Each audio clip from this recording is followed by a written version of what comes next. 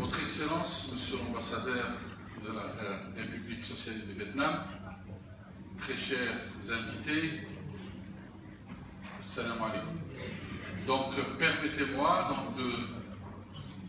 d'entamer cette qa'da aujourd'hui avec vous, puisque nous avons repris une qa'da cette année, mais une qa'da itinérante qui passe par toutes les villes d'Algérie.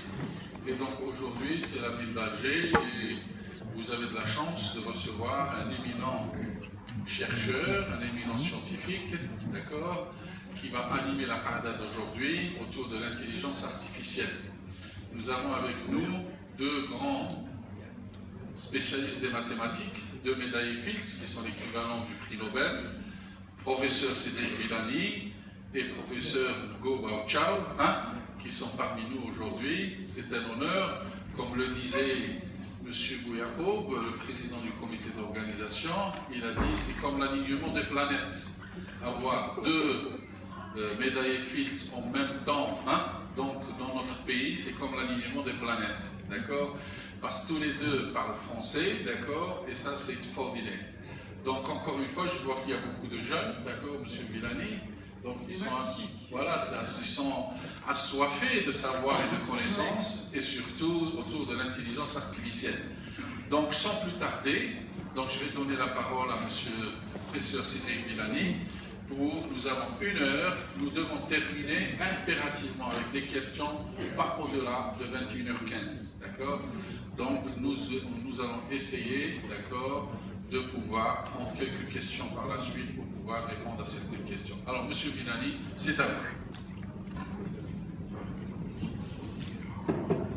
Ok. Chers amis, chers collègues,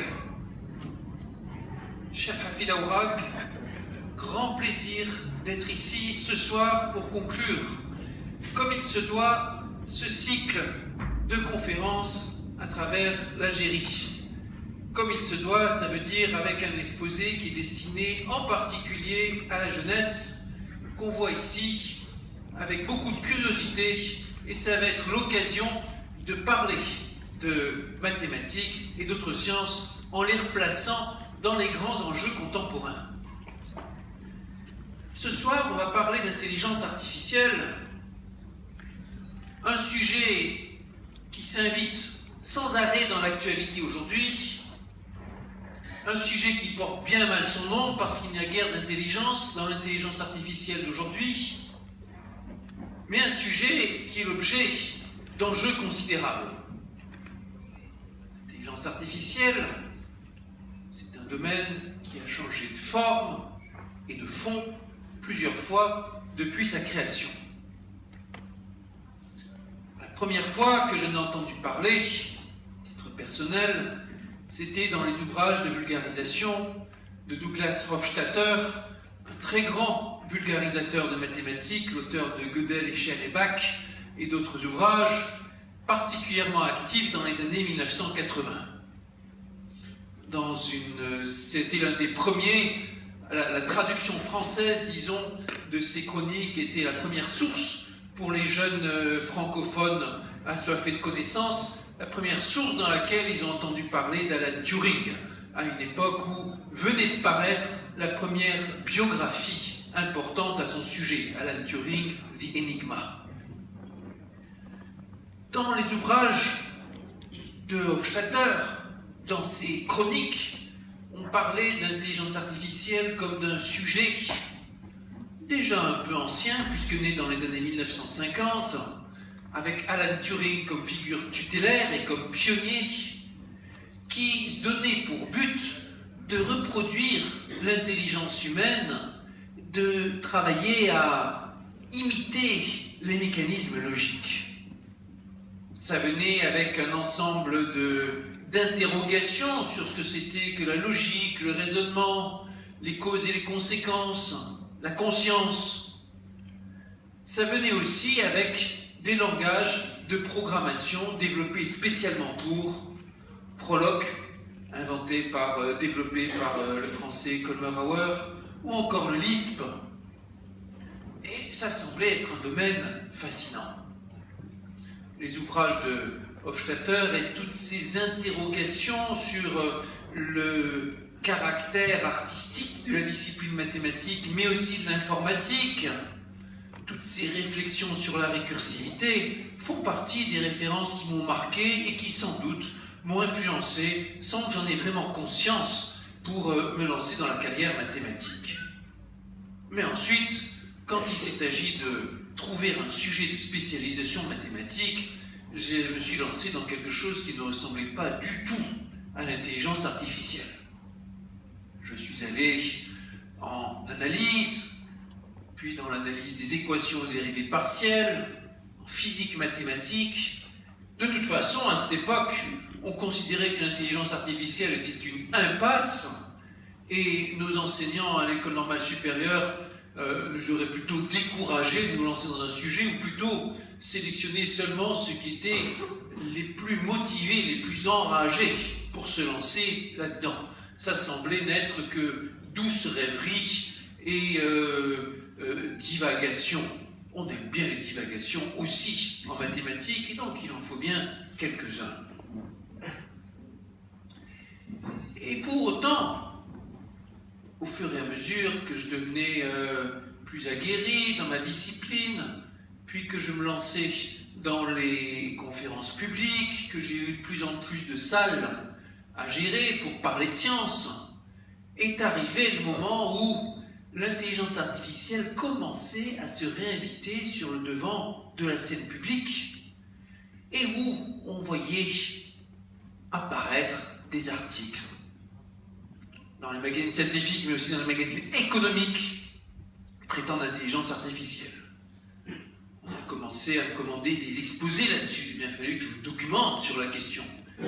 Et je me suis rendu compte que le domaine évoluait de façon peu maîtrisée, en tout cas non prévue, et qu'il y avait beaucoup de surprises scientifiques aussi.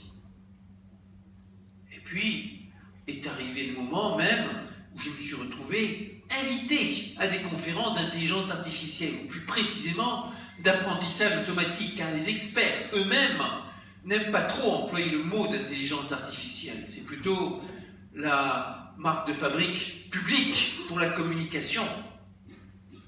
Quand ça m'est arrivé, j'ai cru que c'était une erreur. Ou alors qu'ils cherchaient juste à inviter un mathématicien médiatique pour augmenter la visibilité de leur conférence. J'ai interrogé l'un de mes anciens collaborateurs, Yann Olivier, qui lui avait quitté notre domaine de prédilection commun pour se lancer dans l'intelligence artificielle. J'avais dit d'ailleurs, tu es sûr de ce que tu fais, ça a l'air d'être un sujet qui ne va pas bien loin. Vous voyez comment on peut se tromper. Et j'ai demandé à Yann, tu comprends pourquoi ils m'ont invité?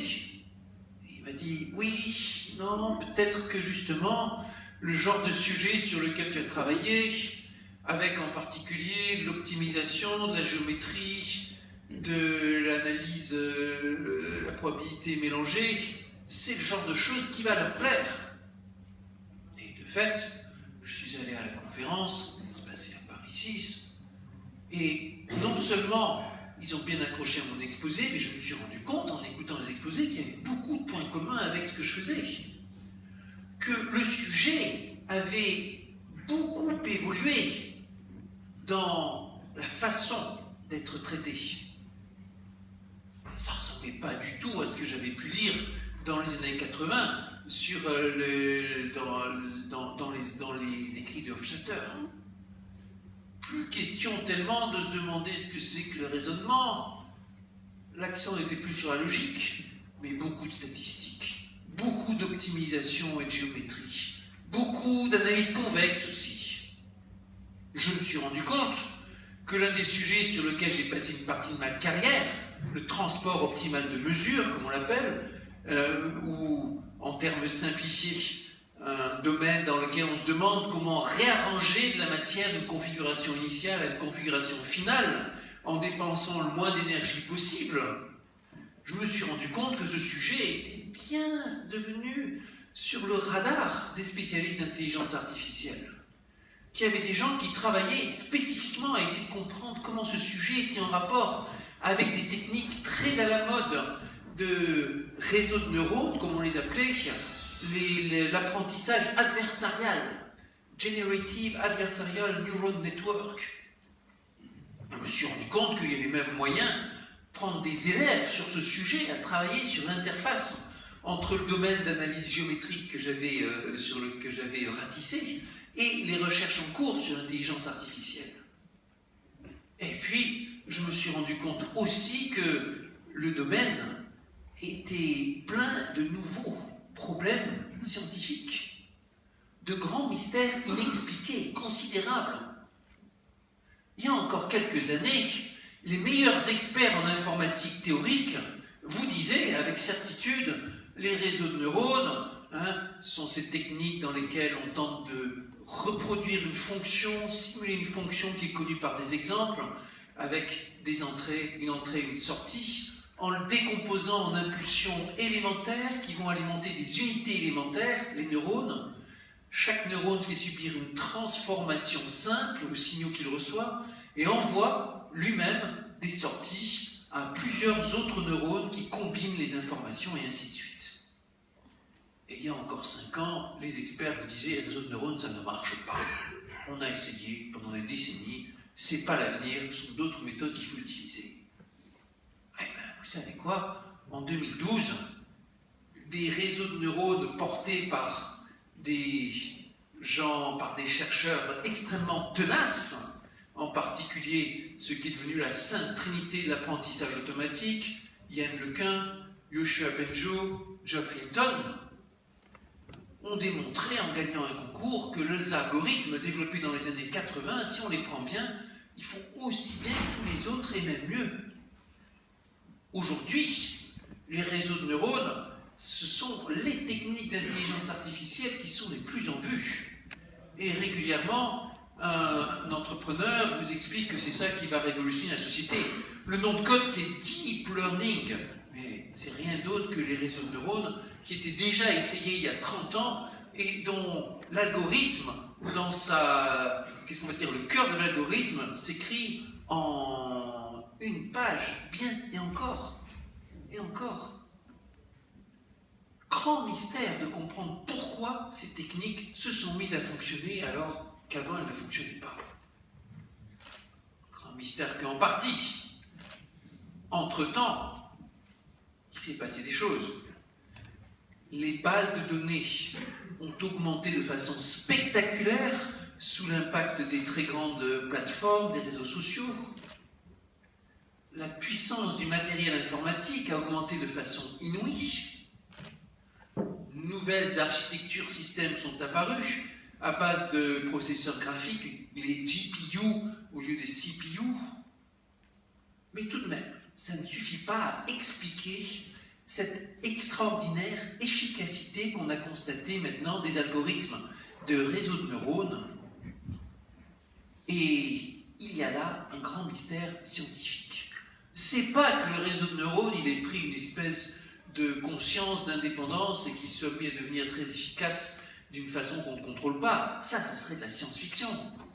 C'est simplement qu'on avait surestimé la complexité de résolution de certains problèmes à partir, en particulier, d'apprentissage statistique, c'est-à-dire quand on cherche à résoudre la question avec une base d'exemples pour calibrer l'algorithme.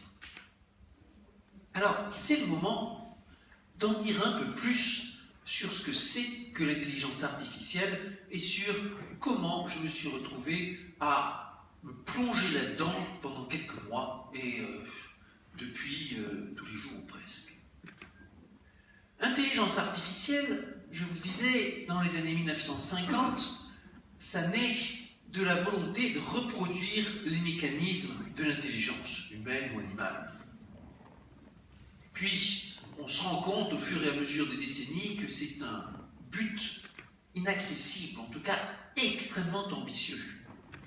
Et d'ailleurs, aujourd'hui, on est toujours très peu avancé sur la compréhension profonde des mécanismes cérébraux, des mécanismes cognitifs. En revanche, on s'est rendu compte qu'on arrive à remplir beaucoup de tâches qu'on aurait cru devoir nécessiter de l'intelligence avec de l'algorithmique sophistiquée. Et donc le but c'est de déplacer de reproduire l'intelligence, c'est devenu exécuter une tâche. Avec 3 grands types de méthodes. Premier grand type de méthode, celui qu'on a essayé historiquement, les méthodes ontologiques dans lesquelles on analyse une recette, une fonction, avec des causes, des conséquences, différents cas, et on transfère, si vous voulez, de la connaissance scientifique en recette algorithmique. Système expert, c'est le mot-clé. Deuxième grand type de recette, qui est presque à l'opposé, on ne cherche pas à comprendre pourquoi telle fonction rend tel résultat, on donne une montagne d'exemples à la machine et on le laisse apprendre de soi-même qu'est-ce qui va, en fonction de l'entrée, donner une certaine sortie. Il s'agit de reproduire une fonction qu'on voit dans la nature, dans les mécanismes des experts, etc. Troisième type de méthode, apprentissage par exploration ou apprentissage renforcé, comme on dit des fois, dans lequel on explore différentes configurations avec de la simulation. Par exemple, si c'est pour des parties d'échecs, on va simuler tous les coups possibles, voir comment ça transforme la configuration, qu'est-ce qui donne un avantage, et ainsi de suite. Toutes ces méthodes visent à la fin à reproduire une certaine fonction. Cette fonction, ça peut être quoi? Par exemple, la fonction qui a une image médicale associe le résultat cancer ou pas cancer. Ou la fonction qui a une configuration de la route pour une voiture qui roule dessus associe le résultat dans quelle direction on va tourner le volant, comment on va accélérer ou pas. Bref, quelle est la conduite à suivre en fonction des conditions. Ou une fonction qui a la configuration sur un jeu de Go associe le coup suivant.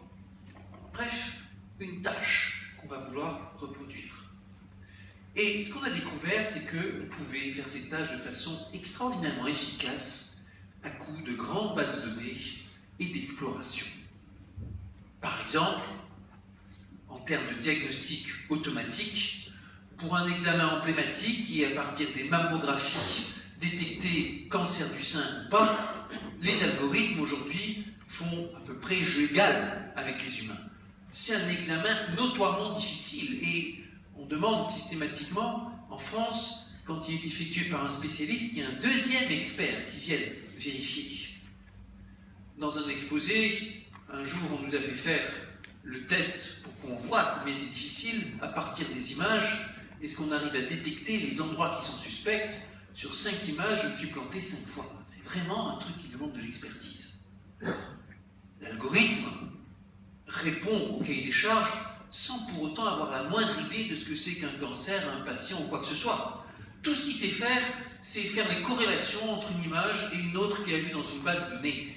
Et ils sont avérés extraordinairement efficaces à reconnaître les motifs, les patterns, comme on dit. Autre exemple emblématique, le jeu de Go. Un exemple assez délicat, parce que Go, c'est comme tout un art en Asie, presque une religion, disent certains, un art de vivre. C'est très dur à mettre en règle, le Go. Les meilleurs experts ne sont même pas capables de dire souvent pourquoi ils jouent tel ou tel coup. Il y a une part d'intuition phénoménale.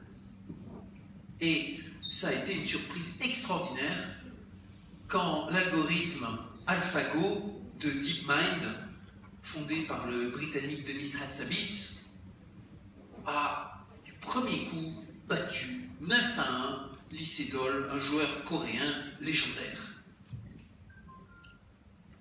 En se basant sur 2 étapes. L'algorithme avait commencé par mémoriser tous les jeux de Go disponibles de façon numérique pour voir les stratégies gagnantes.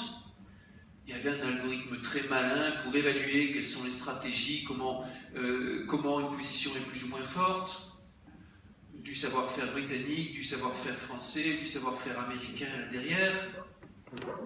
Et puis, dans une deuxième phase, de l'exploration de configuration et de stratégie de façon à dépasser le niveau de jeu des meilleurs humains. Et c'est ce qui s'est passé. Certains coups qui ont été extrêmement analysés par les spécialistes, par les commentateurs, ont été de grandes surprises. À un moment, l'algorithme a joué un coup dans une partie, les gens ont cru d'abord que c'était une erreur. Le joueur humain était tellement déstabilisé qu'il est sorti prendre l'air, griller une cigarette. Oh, qu'est-ce qui se passe? Pourquoi il a joué ça? Et c'était un coup extraordinairement bon, un coup inédit dans les annales de l'humanité. L'humain a réussi, dans un des jeux, à prendre l'avantage sur la machine. Un jeu dont il est extraordinairement fier, et dans lequel il a réussi aussi à jouer d'une façon qui est non orthodoxe, et en sachant qu'il n'avait aucune chance s'il jouait de façon orthodoxe. Ça, c'était le match entre l'humain et l'algorithme. C'était le premier match sérieux, c'était aussi le dernier, au sens où maintenant ça n'aurait plus aucun sens. L'algorithme a progressé maintenant, ça serait plus 9-1, ça serait 1000-0. Notez bien que dans le même temps, les ventes de jeux de Go ont grimpé en flèche. Ce qui montre bien que ce n'est pas parce que l'algorithme se met à nous battre dans une tâche que ça nous dissuade de faire cette tâche. À la fin, jouer au Go, c'est pas pour être le maître du monde, c'est pour passer un bon moment avec votre oncle, votre cousin ou qui sait quoi, ou pour se mesurer à d'autres humains dans des compétitions, ou pour progresser face à la machine. Mais si le but de la vie est d'être pour l'humanité le meilleur du monde dans telle ou telle tâche, on se prépare des jours malheureux. Ça, c'est un exemple, le jeu de Go aussi, dans lequel on a vu un décalage de l'apprentissage vers l'exploration. La première mouture de AlphaGo était basée sur deux phases, je vous le disais. D'abord, on apprend toutes les parties, ensuite on explore. Une mouture suivante, AlphaGo 0, oubliait complètement le jeu des humains. Il faisait tout par exploration et a réussi à retrouver tout le savoir-faire des humains avant de le dépasser. Alors, bien sûr, ça se fait de façon extrêmement bourrine.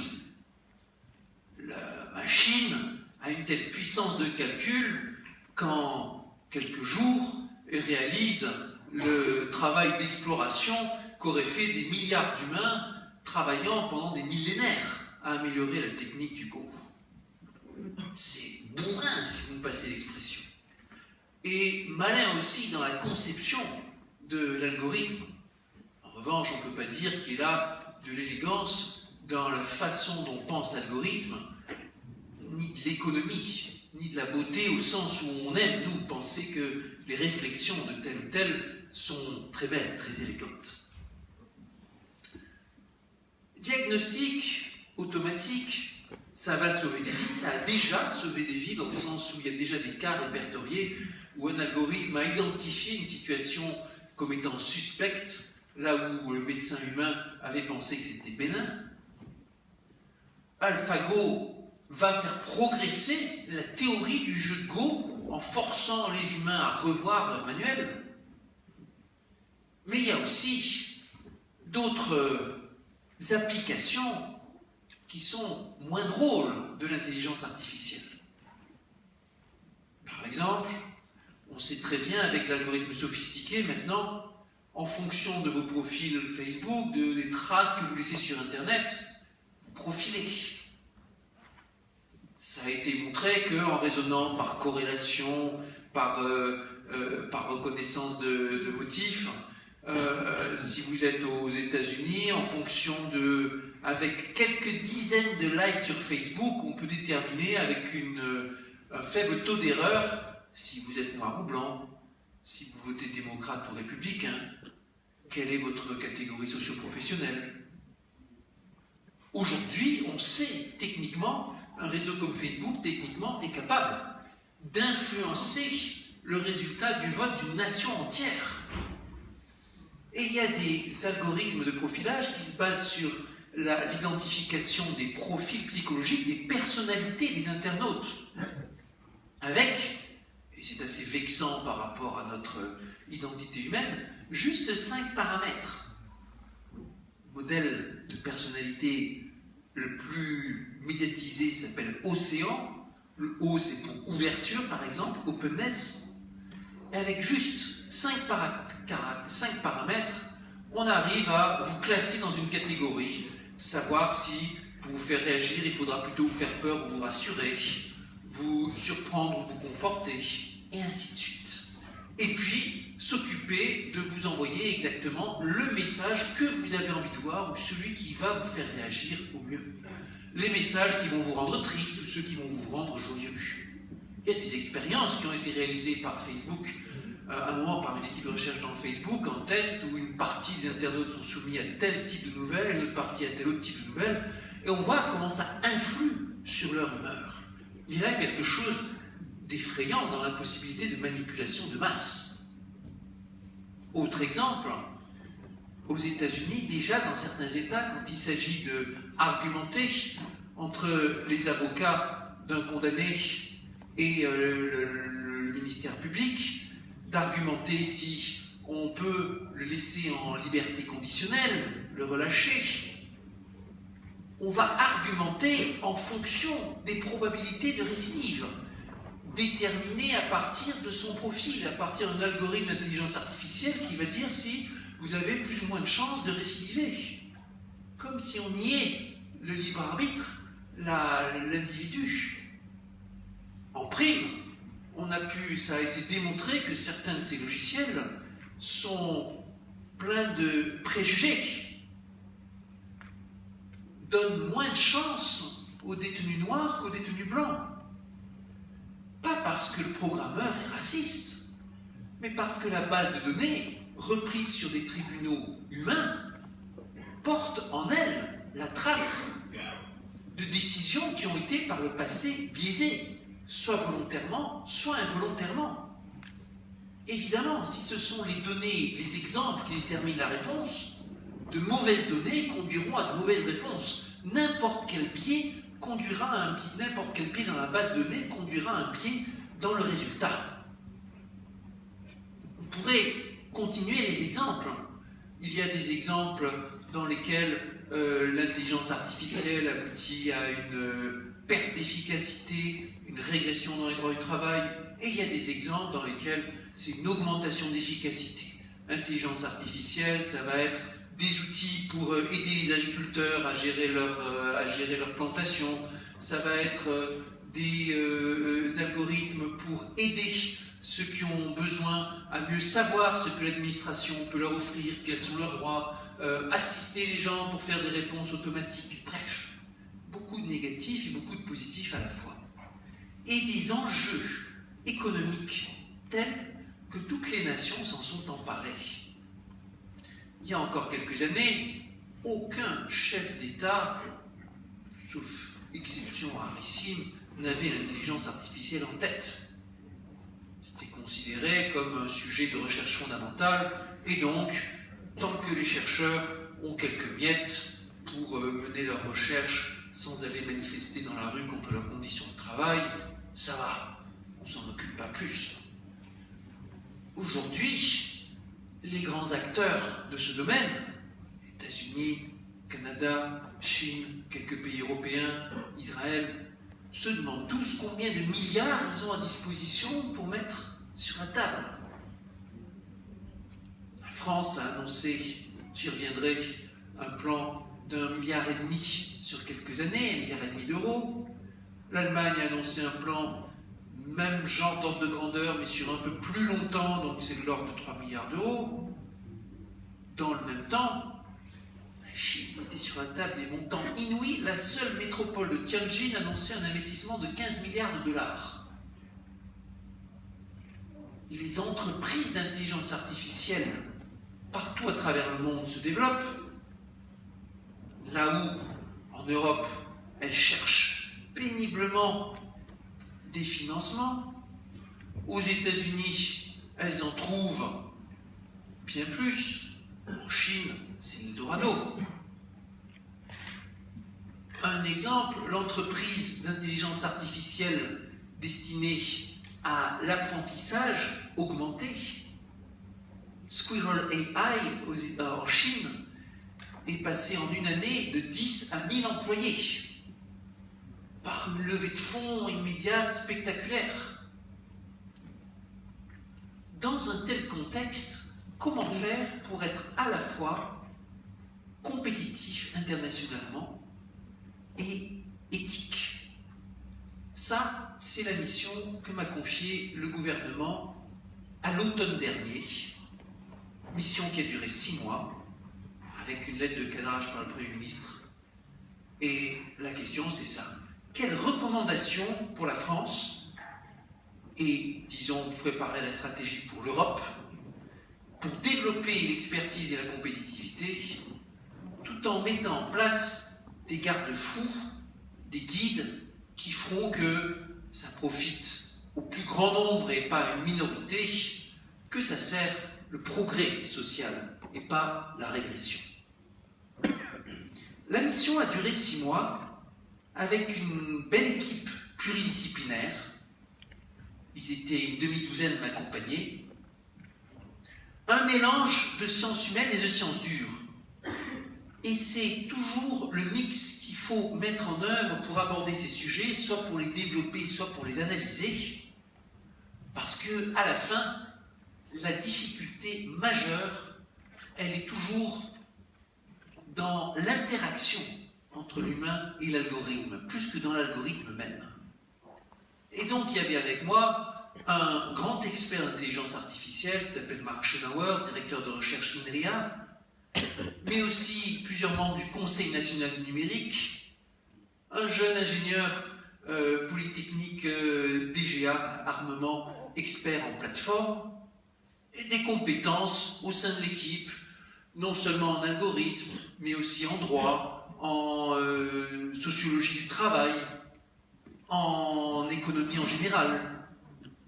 Et ensemble, on a organisé des auditions par centaines, des chercheurs, des entrepreneurs, des politiques, des philosophes, des artistes, tout ce que vous voulez, et des voyages à l'étranger pour voir comment ça se pratiquait, pour rencontrer des experts un peu partout, une bonne dizaine de voyages à l'étranger. On en a produit à la fin un rapport qui tente de faire un tour d'horizon de l'ensemble du sujet et de tout ce que la puissance publique a à connaître pour se l'approprier. Organisation de la recherche, organisation d'une politique industrielle et en particulier une politique de données, de base d'exemples, formation et emploi, environnement, à l'heure où l'environnement est la menace mondiale numéro 1 qui pèse sur nous, bien sûr que l'intelligence artificielle doit aussi y être mise à contribution. Éthique, avec en particulier la préconisation de la création d'un comité d'éthique indépendant pour donner son avis sur telle ou telle pratique d'intelligence artificielle, de la même façon qu'on a déjà un comité, Commission nationale informatique et liberté, qui donne son avis sur la création de n'importe quel fichier de données. Et tout ça a été suivi de mise en œuvre administrative. La stratégie intelligence artificielle française est en cours de route. Un coordinateur interministériel a été nommé, avec, sur sa table de chevet, un grand tableau Excel comportant une 60aine d'actions à mener en parallèle et des codes couleurs, vert quand tout avance bien, rouge quand c'est bloqué, et ainsi de suite. Avec des batailles journalières pour contourner les obstacles mis sur la mise en œuvre par l'administration, par le manque de volonté, par qui sait quoi, et des coordinations incessantes avec des partenaires étrangers. Ces dernières semaines, j'ai été au Japon, en Allemagne, à Hong Kong, à chaque fois pour parler d'intelligence artificielle, pour voir comment ça s'articulait avec les acteurs locaux, qu'est-ce qu'on allait faire ensemble, et ainsi de suite. Les 3 mots-clés que j'ai choisi de mettre en avant pour la remise du rapport devant le gouvernement et le président de la République étaient les suivants. Expérimentation, partage, souveraineté. Et je vais évoquer ce qu'il faut voir dans ces 3 mots-clés qui dominent aujourd'hui, en 2018, toute mise en œuvre d'un programme d'intelligence artificielle. Il y a 20 ans, si on avait cherché 3 mots-clés pour l'intelligence artificielle, à coup sûr, ça aurait été des mots-clés différents.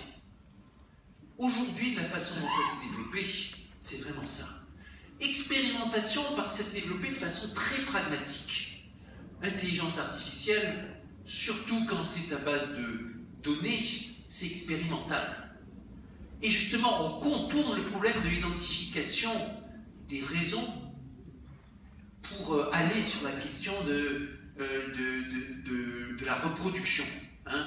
Au lieu de se demander qu'est-ce que c'est qui met la puce à l'oreille pour dire là il y a un démarrage de cancer sur cette image médicale, on montre plein d'exemples de façon à ce qu'on puisse le savoir juste par l'expérience, pas par les causes. Et même dans la façon dont les algorithmes se sont développés, ça s'est fait de façon très expérimentale, sans réelle compréhension de ce qui fonctionne ou pas, de ce qui est rapide ou pas. Le directeur d'un grand centre de recherche européen en intelligence artificielle me disait « Nous autres experts en IA, on est comme des alchimistes du temps ancien, avec notre grimoire plein de formules magiques sous le bras. Quand on a un problème, on cherche la bonne formule magique et on voit ce que ça donne. » Et ça montre bien qu'il y a derrière des enjeux scientifiques extraordinaires pour arriver à transformer ce savoir d'alchimiste en un savoir scientifique. C'est le moment de rappeler que l'algorithmique est pleine de mystères et que certaines choses qui nous sont familières on y reviendra, font l'objet de beaucoup de recherches encore. Donc, expérimentation pour la mise en place d'algorithmes, mais aussi pour leur adoption. Quand on écoute les entreprises qui ont mis en œuvre avec succès dans leur processus des solutions d'intelligence artificielle, c'est presque toujours la même histoire. C'est pas un produit qui est livré clé en main sur un cahier des charges.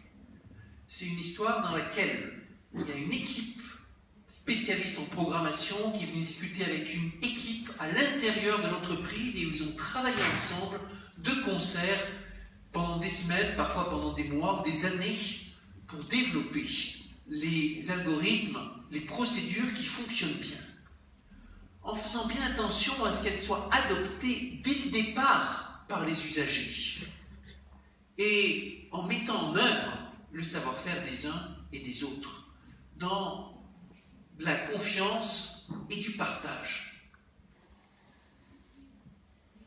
Ça me mène au deuxième mot-clé du partage, mais avant, j'insiste sur le fait que l'expérimentation, c'est aussi l'expérimentation en matière législative, expérimentation en matière de contrôle par la société.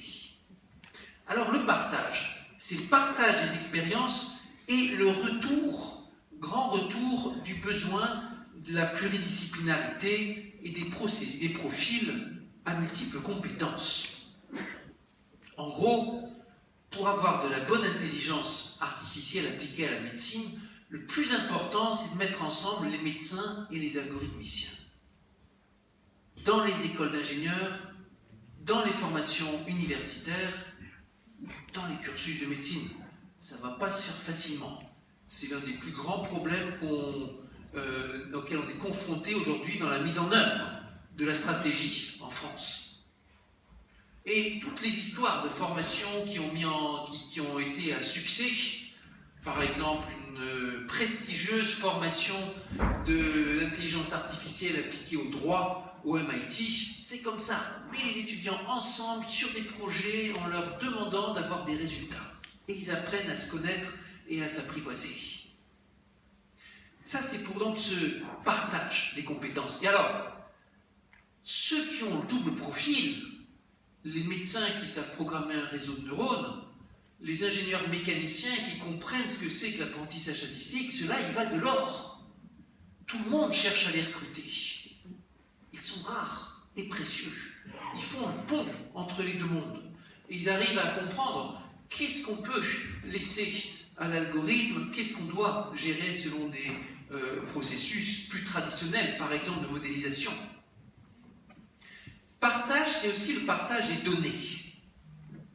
Si l'intelligence artificielle se construit pour beaucoup dans la confrontation de données, ça veut dire qu'il faut un moyen de les mettre en communication. Et tout de suite, ça pose des problèmes éthiques en particulier, mais aussi techniques. En France, on a de très grandes bases de données de santé, par exemple, ce qui résulte de la centralisation considérable des processus de santé, de la sécurité nationale et tout ça. La plus grande base de données en la matière, c'est le SNIRAM.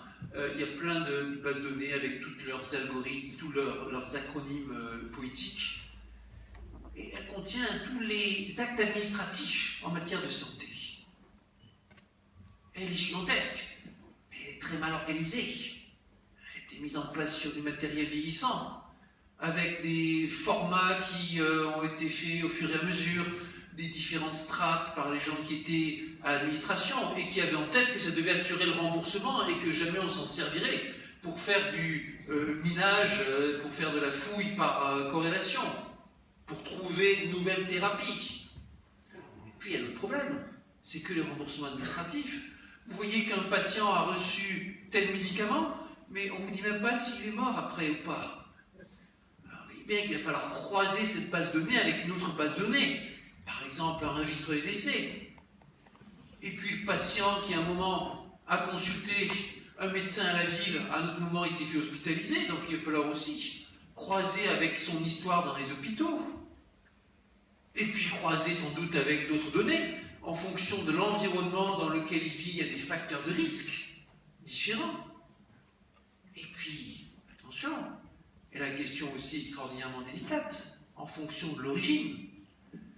Le fichage ethnique est rigoureusement interdit en France. Mais la vérité, c'est que différentes ethnies ne sont pas égales devant la maladie. En fonction de votre génome, vous êtes plus ou moins sensible à tel ou tel cancer. Et les médecins, ils le disent. Non mais, on s'en fiche, on a besoin de savoir si le patient, dont on reçoit ici le dossier, il a telle ou telle histoire génétique. Et puis, vous voyez ici qu'on se retrouve avec des problèmes de format, de configuration éthique très vite. Une plateforme de base de données, c'est 3 enjeux simultanés à résoudre, enjeux techniques, avec aussi les questions de plus en plus monstrueuses de la cybersécurité. Les enjeux éthiques et légaux et les enjeux de confiance. Comment convaincre les hôpitaux d'interconnecter leurs données les uns avec les autres? Comment convaincre les entreprises de partager leurs données quand elles se voient en compétition les unes avec les autres? Tout ça, ce sont des défis auxquels, en pratique, seul peut répondre l'État, jouant le rôle de tiers de confiance, avec des processus adaptés et comprendre quelle est la bonne façon de construire la base de données. En soi, c'est un problème qui demande une réflexion suivie, qui a fait l'objet, en matière de santé, d'un autre rapport spécifique dans la foulée de mon rapport. Ça, c'est pour le partage. Le partage, ça sera aussi, pour la stratégie française et européenne, le partage d'expériences et d'expertise entre pays européens, de façon à avoir une masse critique, un ensemble de compétences et une force de frappe budgétaire qui puisse être en compétition avec celle des États-Unis ou celle de la Chine. Et ça ne va pas être facile, la coordination entre les États européens, comme toute coordination. Et ça fait partie de ce troisième mot-clé que j'évoquais, la souveraineté. Parce qu'il faut bien voir que dans les risques associés à l'intelligence artificielle, un risque majeur pour un pays, pour un continent, ça va être de ne pas se lancer dedans, de laisser les autres continents faire tout le travail, avec leurs processus, leurs valeurs, leurs avantages économiques, et de se retrouver dépendant de partenaires en qui on n'a pas confiance. C'est ça la perte de souveraineté. Et c'est pour ça qu'on voit des alliances se faire à travers le monde. Par exemple, le Canada opère un rapprochement avec l'Europe en la matière. C'est également le cas du Japon, en insistant sur des fonds éthique commun dans la façon d'aborder les algorithmes, de la rigueur sur l'évaluation de la mise en œuvre. Et à la fin, pour regagner cette souveraineté qui va être indispensable. La coordination internationale va être l'objet de beaucoup d'efforts et beaucoup de complications. S'effectue au niveau des pays. Il y a un projet en cours qui s'appelle le GIEC de l'intelligence artificielle, dans lequel Montréal joue un rôle moteur important, et par lequel différents gouvernements vont unir leurs compétences, leurs expertises, leurs experts en particulier, pour travailler sur les bonnes pratiques et comment faire pour que l'intelligence artificielle puisse servir le bien public. Et puis, je terminerai en disant qu'il y a derrière des enjeux de recherche considérables aussi. Je vous ai expliqué tout à l'heure comment, en matière d'algorithmique, on se retrouve avec de grands mystères. Ces questions de recherche, pour l'instant, c'est les mieux partagées à travers le monde. Les algorithmes s'échangent, se discutent dans les conférences internationales, alors que les bases de données, les matériels informatiques, eux, sont jalousement conservés et utilisés par ceux qui les possèdent. Et puis, ce qu'on a vu, c'est qu'une compétition extraordinaire était en œuvre maintenant au niveau de la recherche pour attirer les cerveaux, les intelligences humaines pour le coup. Aujourd'hui, c'est peut-être la ressource sur laquelle il y a le plus de tension dans le développement de l'intelligence artificielle. Les grandes entreprises américaines ont toutes fondé des laboratoires en Europe, en particulier en France, dont la réputation algorithmique n'est plus à faire, avec le but très clair de capturer les experts en leur offrant de très belles conditions de salaire, de calcul, d'implication dans des projets. Et ça va représenter un défi énorme pour nous et pour d'autres pays européens que d'arriver à empêcher cette fuite considérable des cerveaux. Derrière ces enjeux des chercheurs, il y a aussi des enjeux de recherche qui sont fascinants.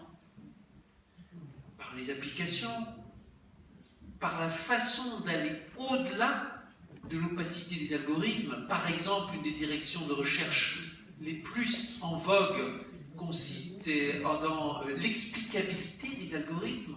Vous avez un algorithme qui vous donne tel ou tel résultat, et comment est-ce que vous pouvez, a posteriori, découvrir les raisons, les motifs les plus importants qui ont poussé l'algorithme à répondre ceci ou cela, et le traduire peut-être en expertise humaine ou en mots qu'un humain, un médecin, un avocat pourra vérifier et se convaincre plutôt que de faire confiance aveugle à l'algorithme. Et encore d'autres recherches fascinantes sur la façon générale dont peuvent émerger à travers les algorithmes des décisions, des structures cohérentes, si l'on veut. Au cours de la mission, très certainement, l'ouvrage qui m'a le plus effrayé, c'était l'ouvrage de Cathy O'Neill sur les armes de destruction mathématique massive, qui dressait un réquisitoire implacable et très bien argumenté contre l'usage de l'intelligence artificielle dans la société, avec beaucoup d'exemples issus de la société américaine qui montraient les dangers.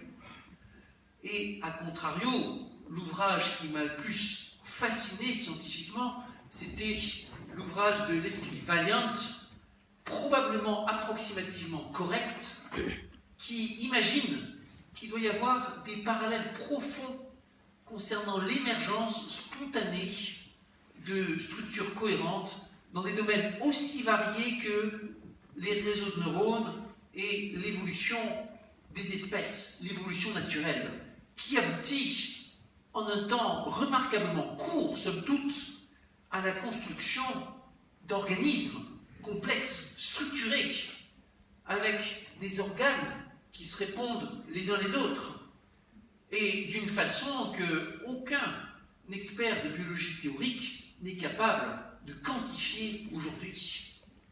Mais on peut aussi parler de la structuration des phénomènes de culture humain, apparition de langage, ou ce que vous voulez, et bien d'autres choses. À la fin, pour ce qui est du phénomène général de l'émergence de la structure, on découvre qu'on n'en sait quasiment rien. Et Valiant suggère que la solution viendra d'une bonne combinaison de statistiques et de théorie de la complexité, dans laquelle, et même définir précisément les questions reste un défi. Dans ce domaine, comme sur les autres, à la fin, dans l'intelligence artificielle, c'est comme un miroir. Vous vous retrouvez à essayer de reproduire une tâche, reproduire le monde, et vous terminez en vous rendant compte que finalement, vous comprenez très peu le monde, ou les humains, et vous en venez à vous interroger sur vous-même et sur le monde en général. J'en dirai pas plus, on est dans les temps impeccables, et il nous reste du temps pour des questions, chers amis, en rapport de près ou de loin avec le sujet. Merci pour votre attention.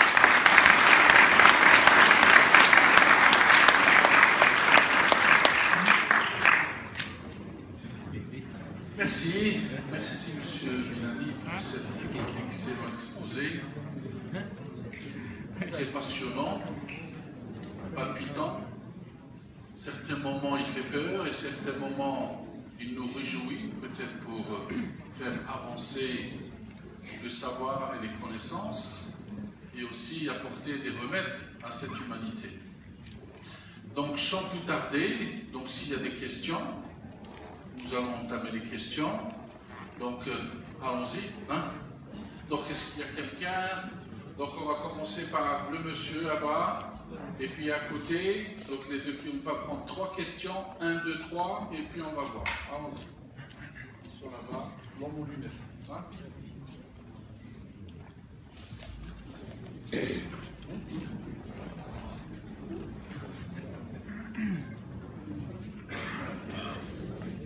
Merci, professeur. Vraiment, c'est un domaine du futur. Le World Economic Forum a émis dernièrement une recommandation des pays émergents d'investir dans la technologie 4.0 et spécialement l'intelligence artificielle. Alors d'un côté, ce matin, j'étais présent à la fac centrale, vous avez parlé que cette démarche-là est démocratique. C'était très motivant pour nous, mais par contre, il y a cet enjeu-là juridique et éthique. Alors, je voulais vous demander un conseil pour nous, dans notre cas d'Algérie. Est-ce qu'on va prendre le risque, ou bien on ne doit pas laisser être dépassé par le développement scientifique et investir dans le domaine de l'intelligence artificielle, ou bien on doit attendre au préalable la mise en place d'un système éthique et organisationnel qui est plus ou moins un petit peu difficile à mettre. Merci. Bonjour Monsieur Cédric Villani, j'ai juste une question. Quelles sont d'après vous nos chances de survie pour ce siècle, en tant qu'espèce humaine? Merci. Allez au coin. Bonjour Monsieur Villani, merci pour cette conférence. Ma question se porte plus sur l'environnement. Récemment en France, la sonnette d'alarme a été tirée par Aurélien Barraud ainsi que 200 autres auteurs pour dire que la menace planétaire, la menace de l'extinction est vraiment, c'est-à-dire elle est plus que jamais présente en ce moment. Donc, est-ce que l'énergie consommée pour l'exploitation de l'intelligence artificielle, est-ce que ça ne va pas plus nuire à l'environnement lors de l'expansion de son utilisation plutôt que de le servir? Merci. Vous répondez à ces 3 et on continue. Ok, allons-y. Premièrement, investir ou attendre, sans aucune hésitation, il faut investir dès maintenant. Mais ça veut dire en particulier se lancer dans la formation, l'acquisition de savoir-faire, l'acculturation. C'est le plus important. La question n'est pas d'adopter tout de suite des solutions clés en main. La question est de se doter en compétences et en familiarité avec le sujet. Je vais vous raconter une petite histoire. En ce moment, dans une administration française, il y a une expérimentation pour augmenter l'efficacité de certaines procédures administratives. Ça a été mis en place dans deux administrations délocalisées, avec un gain d'efficacité qui s'annonce remarquable, genre x10. Dans un cas, l'expérimentation a été stoppée, dans l'autre cas, elle risque de l'être. Pourquoi? Parce que les gens qui sont aux manettes ont juste peur de l'adoption de cette technologie. Et c'est pourquoi je ferai cette expérimentation de cet algorithme qui va me remplacer, ou qui va changer mes habitudes, ou qui prépare un monde déshumanisé.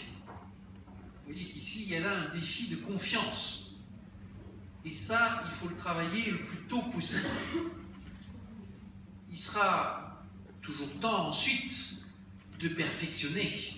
Mais plus on attend, plus c'est dur de faire l'acquisition. Les chances de survie pour ce siècle. Honnêtement, je ne peux pas dire, parce qu'on est dans une expérience unique et on ne voit pas trop à quoi raccrocher notre intuition. À une époque, tenez, dans les ouvrages quand je lisais Hofstadter, et on parlait régulièrement, mais c'était le conflit nucléaire, lui, qui l'effrayait. Il pensait que, comme beaucoup de monde, qu'on courait au risque d'extinction par déclenchement intempestif d'un conflit nucléaire mondial. Et de fait, on sait maintenant que c'est arrivé plusieurs fois qu'on passe à quelques millimètres d'un conflit mondial à cause de défaillances techniques ou d'avions qui explosent en vol ou de choses comme ça. Maintenant, on a d'autres problèmes qui semblent redoutables et auxquels on n'échappera peut-être pas. Dérèglement climatique en est un. Risque de guerre lié aussi aux tensions, par exemple, sur les ressources premières ou sur l'eau. Certains diraient qu'il y a le risque de pandémie qui pourrait venir d'une expérience de biologie synthétique qui tournerait mal. Dans un monde où on peut faire toutes sortes d'expériences dans son garage maintenant, avec une cocotte minute et des choses qu'on achète sur Internet. Bref, il y a plein de scénarios possibles. Et bon, en même temps, je dirais que l'extinction ne semble pas garantie. Et donc, continuons à œuvrer pour le progrès.